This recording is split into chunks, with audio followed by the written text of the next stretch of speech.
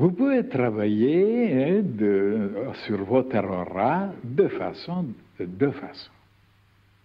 Même il y a trois façons. Par la pensée, par l'imagination, vous vous efforcez d'attirer les couleurs les plus pures, les plus belles, et de vous entourer de ces couleurs.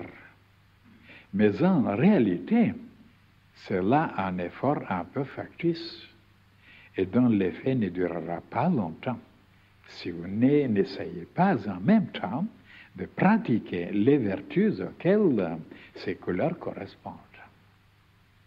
Car l'essentiel dans la vie spirituelle, c'est de développer les vertus. Dans ces conditions même, si vous ne faites aucun exercice de concentration pour attirer à vous les couleurs, en travaillant seulement à développer en vous les vertus divines, que vous le voulez ou non, à vous attirer dans votre aura toutes les couleurs magnifiques qui leur correspondent. Et tant que vous pratiquerez ces vertus, les couleurs se manifesteront toujours plus belles et plus brillantes.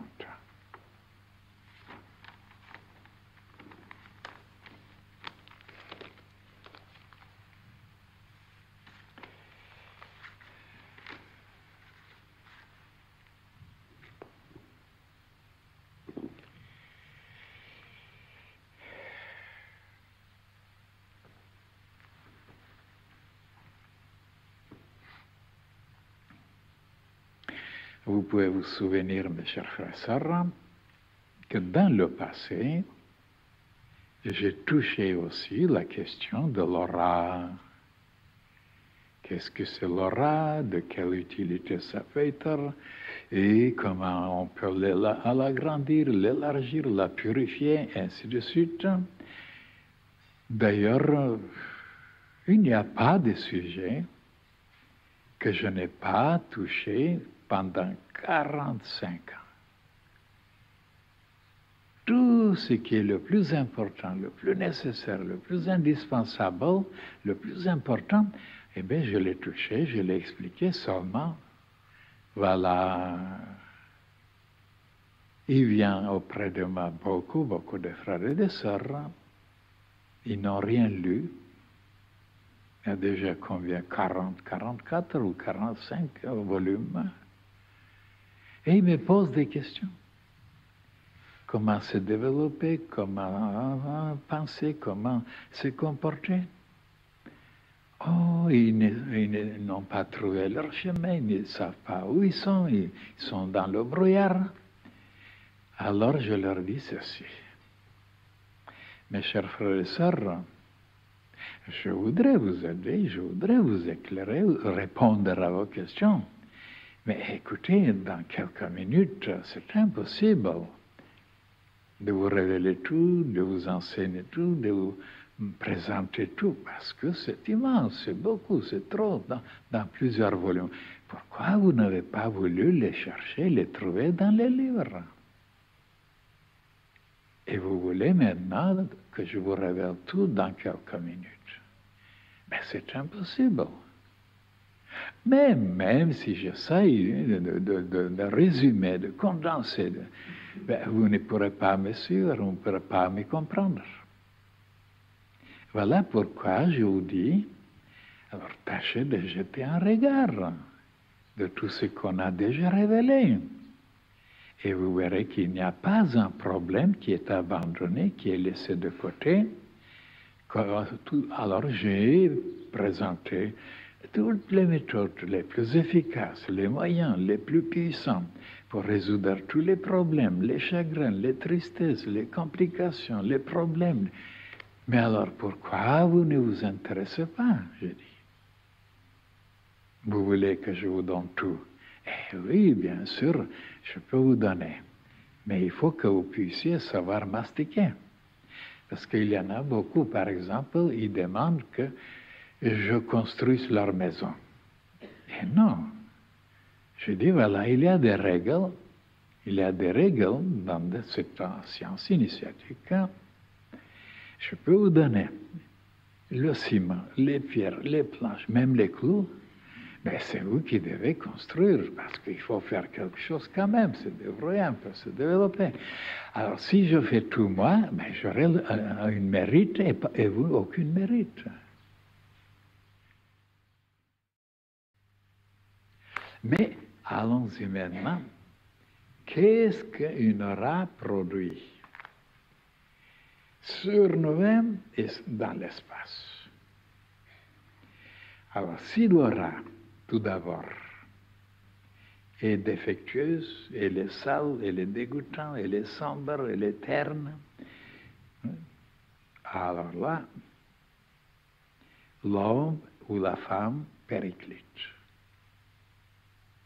Parce que ça se reflète sur les cellules, sur le mouvement des électrons, et à ce moment-là, il y a beaucoup de chemins, beaucoup de portes ouvertes, beaucoup de trous, beaucoup de points. Et alors, il y a beaucoup d'esprits qui aiment ça, qui aiment les choses ternes, qui est sales et dégoûtantes. Ils s'infiltrent en dedans et ils rongent le corps physique et même le côté psychique. Et voilà comment les gens deviennent malades, détraqués, déséquilibrés, avec leur aura qui n'est pas claire, qui n'est pas lumineuse. Comme je vous ai expliqué, que s'il y a certaines saletés, certains insectes viennent manger. Comme regardez, ça m'est arrivé à moi. Hein?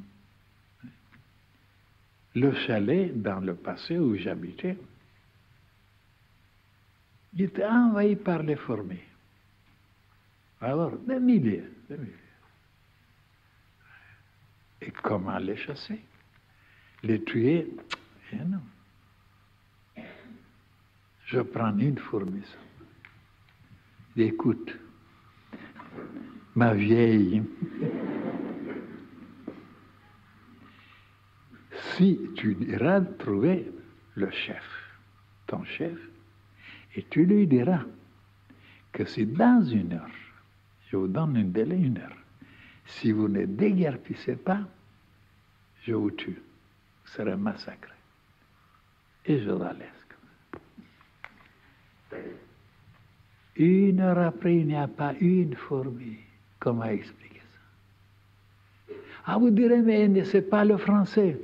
Anglais non plus, ni espagnol. Mais voilà qu'elle a compris. Elle est allée trouver son chéri. Ils ont dit, le fait, plusieurs fois, c'est arrivé. Même ce matin. C'est pas, je vais laisser un peu un fromage, je ne sais pas, même. Parce que quand on coupe souvent, ça allait. Oh, et je vois des fourmis qui mangent ça. Je fais la même chose. Je ne veux pas vous tuer, mais allez. Et ils sont disparus. C'est madame. Il faut parler.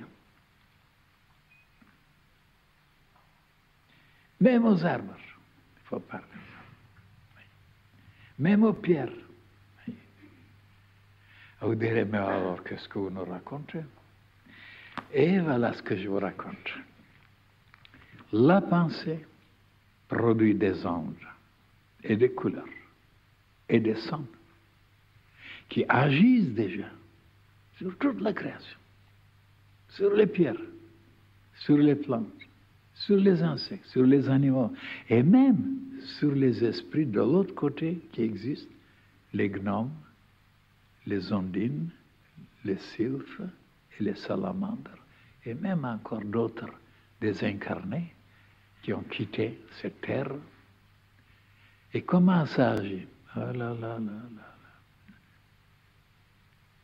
Ça salit, ça désorganise, oui. Ça détraque tout.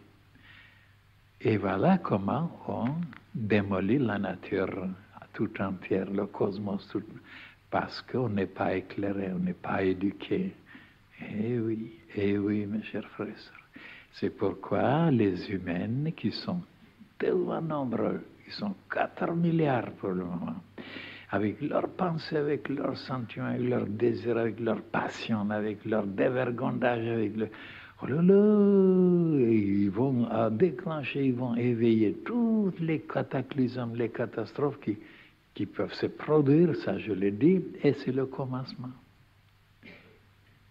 Et ils seront vomis, ils seront complètement rejetés, parce qu'ils sont comme un cancer, comme un tumeur dans l'organisme de la nature vivante. Et voilà ce qu'il faut expliquer même aux enfants. Mais les gens sont loin de croire à ça. Mais quand ça viendra, quand ça se réalisera, ils croiront, mais ça sera trop tard.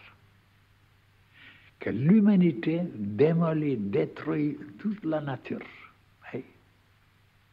Sans se rendre compte qu'elle est vivante, elle est consciente, elle est intelligente.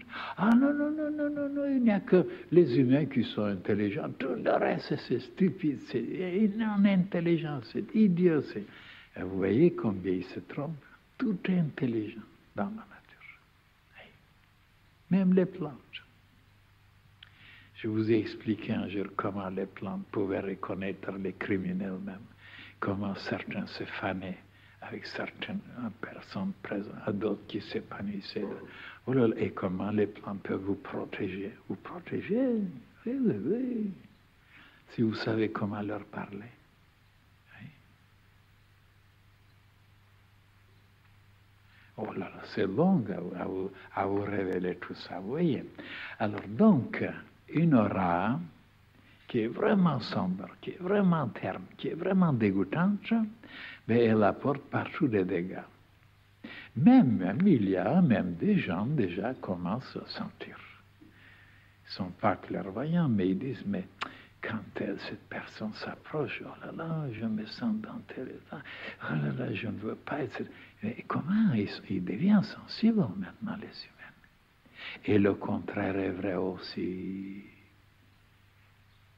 Ceux qui ont une aura lumineuse, claire, limpide, belle, oh là là, ils travaillent sur l'univers tout entier pour améliorer les choses, organiser les choses, purifier les choses, embellir les choses, voilà, harmoniser les choses. Mais alors partout, partout, partout, partout, sur toute la création. Et ça aussi, vous ne le savez pas. C'est pourquoi c'est tellement souhaitable, c'est tellement désirable, c'est tellement glorieux, enfin, de se décider à augmenter son aura, ça veut dire par les vertus, par les qualités, bien sûr, pour être tellement utile, tellement nécessaire pour toute la création.